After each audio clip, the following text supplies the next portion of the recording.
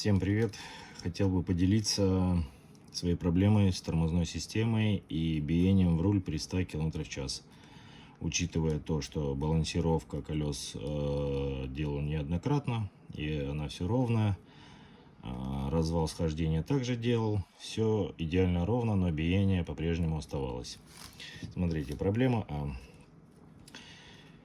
тормозные шланги. В данном случае у меня их нет, я их выбросил.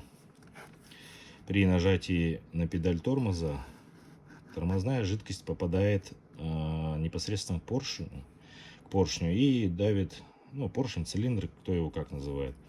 Вот. Тормозные шланги со временем внутри отслаиваются и образуется вот своего рода вот такой ниппель. То есть под давлением тормозная жидкость попадает в суппорт, а обратно не может уйти, тем самым поджимая немножко тормозные колодки. При этом происходит следующее: биение при 100 км в час,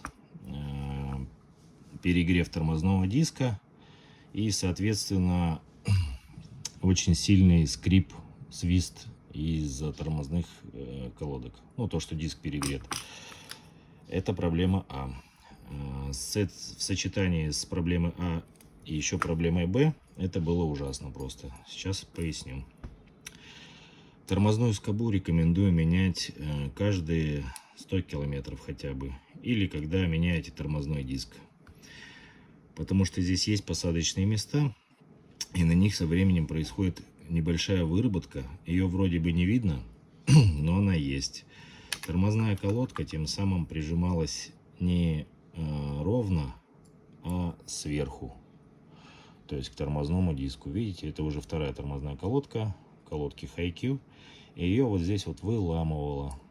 И она очень жесткий был скрип, свист и так далее. Соответственно, и перегрев тормозного диска. И еще в скобе есть вот здесь вот направляющие пальцы, как их называют. Они вроде ходят, ничего не подклинивает, но есть у них люфт. Это тоже называется выработкой. И из-за этого тормозная колодка тоже может неравномерно прижиматься к тормозному диску и происходить свист, перегрев и так далее. Всем спасибо, меняйте все вовремя. Кстати, на начало 26 года такая скоба стоит 1350 рублей.